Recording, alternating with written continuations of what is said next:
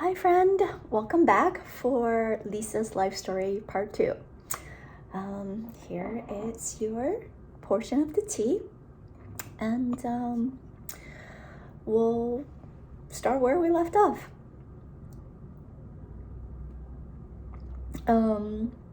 So I moved back to Boston after living in Vermont for 2 years after college.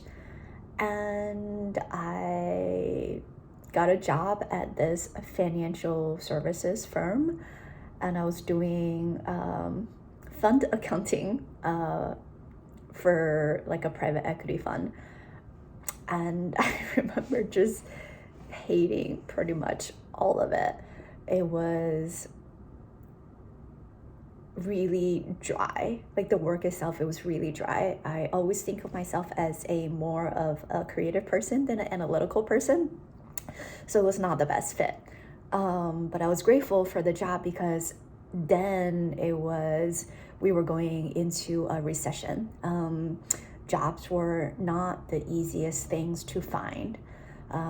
Hence I got a job in something that was really stable, accounting. Anyway, so I worked there for a couple of years, and then somehow my aunt and my cousin, they were visiting this island that's known as the Hawaii of China, which is called Hainan Island.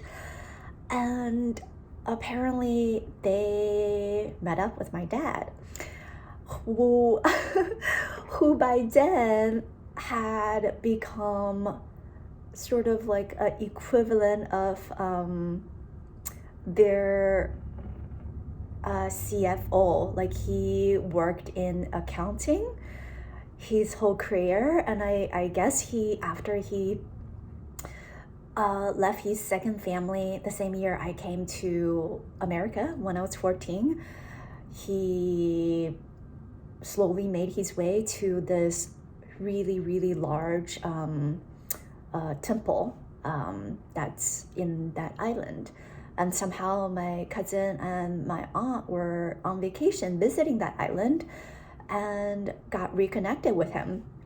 And I remember them telling my mom that he really misses me, and he had a piece of artwork on his wall that had my Chinese name, like my Chinese name character in there.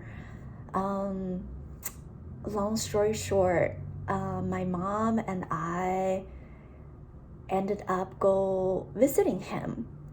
In my mid-20s, I was around 25. So we got reconnected.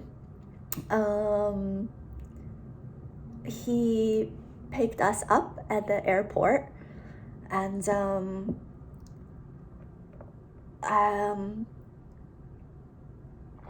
I remember seeing him for the first time in over 10 years. He was smaller than I remembered. He was just he's aged. And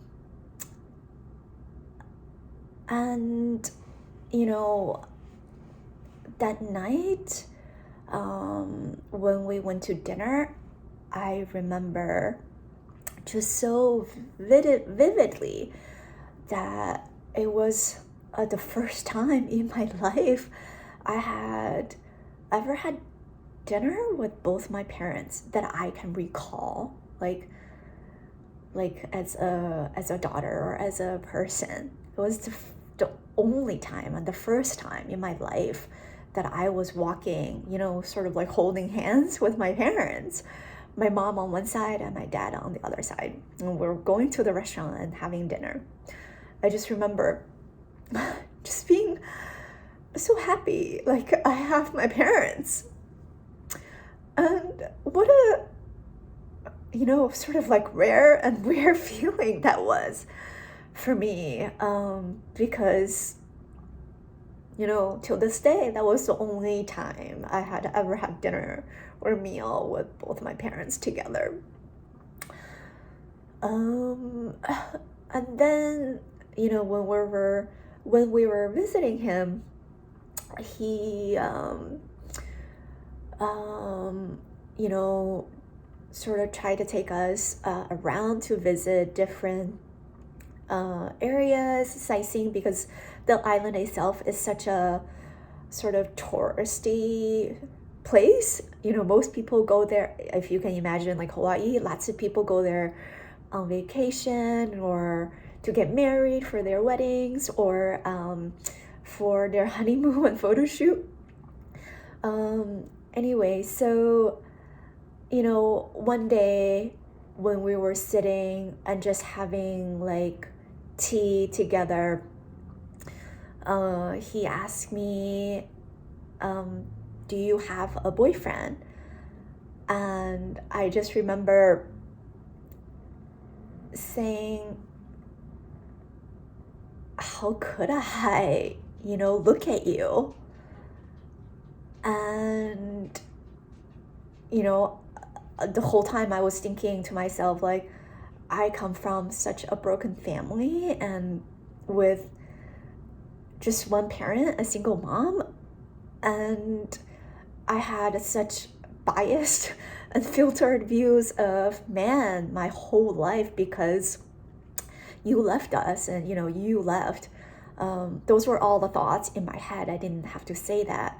And what he said that changed my life, really. He said,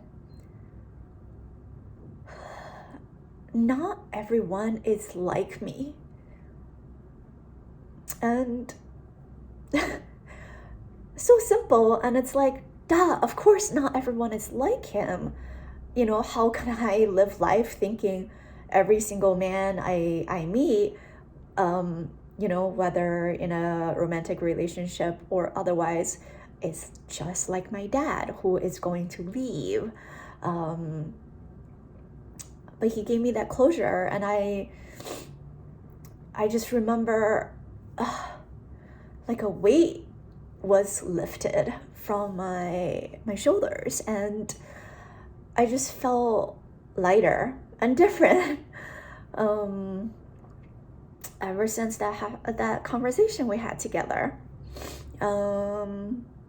Yeah, and we visited his apartment. He was living in this huge monastery temple, and he was, this powerful sort of second in command just after the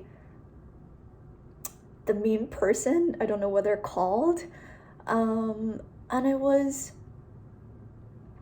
I think, the first time in my life I ever felt proud of him, and maybe even of myself, in a way that, like, my dad is smart and capable, and even after becoming a monk, he is this powerful and smart person who's like their basically CFO, who manages millions and millions and millions of money of donation for this huge temple.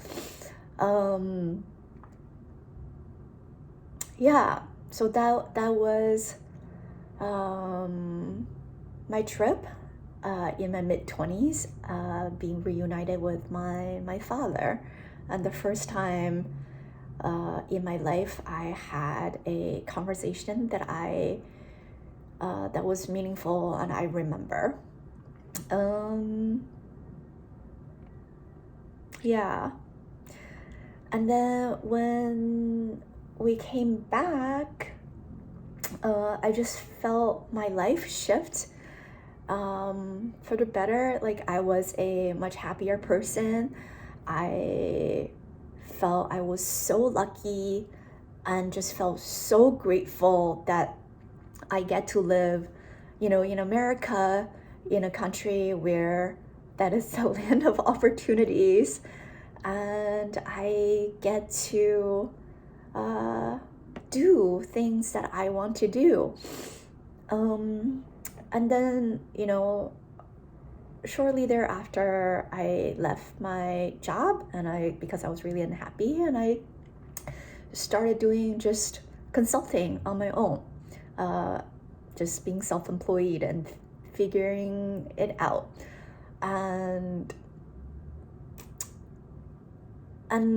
before I went back to see my dad during that trip, I was such a wreck when it came to romantic relationships.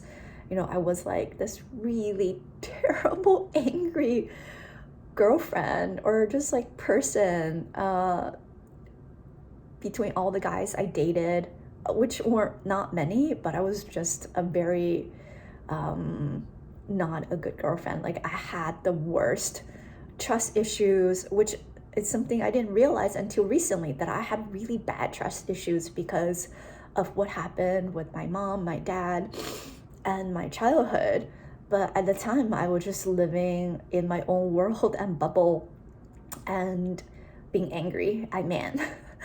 And after seeing my dad, I changed in my views of that part of my life. And that was such a gift.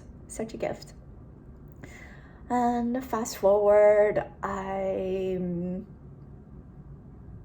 wanted to come to New York to go back to school, to study fashion design. And I moved here about 8 years ago now, and that's where I am now, in New York City. And I've been doing a lot of inner work for the past 5 years. In particular, the past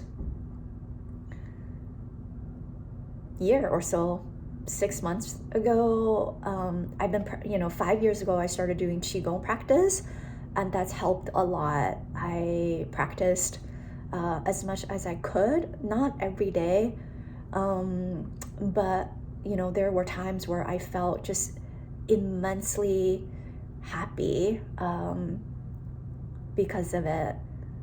And I signed up to become a Qigong teacher this March, and I have been in the Qigong training program ever since then. And in the last few months in particular, I definitely feel like I had a lot of breakthroughs.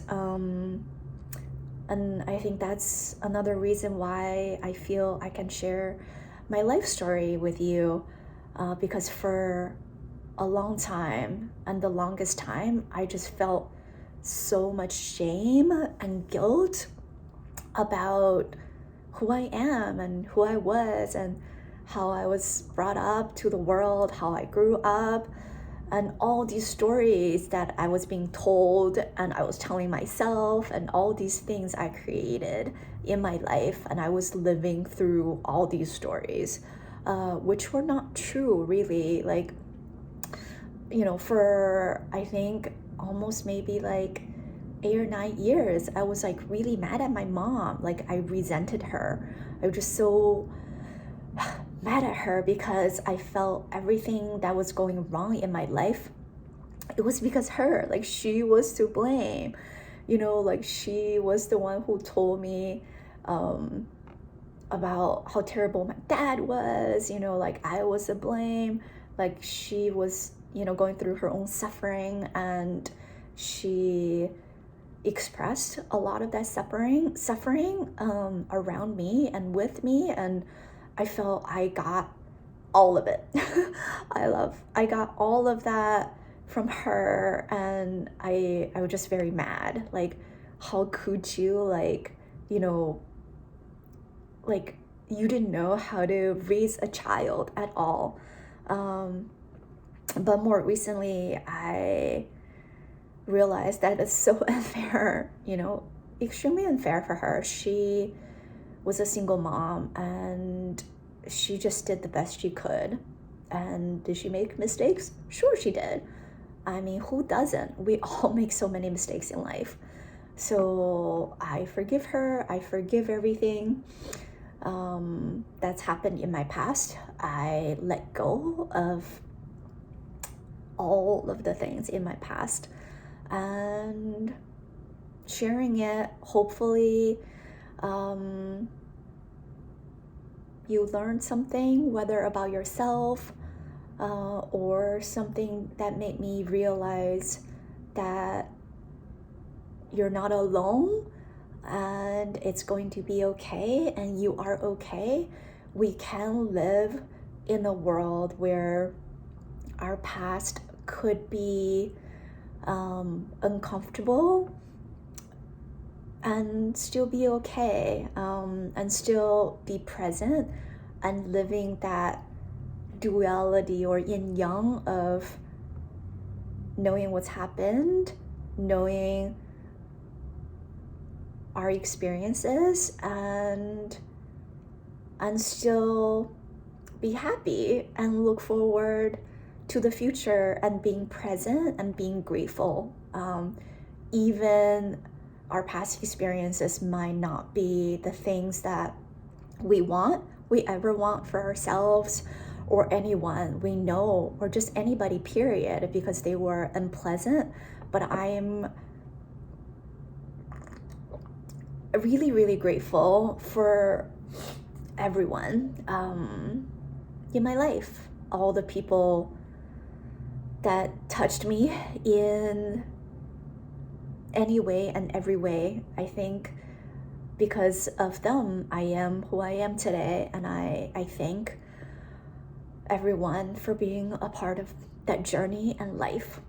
And I hope you can find inner peace with your past, your present, and anything that you feel like you're struggling with. I hope you find joy and love and inner peace. I love you. Bye.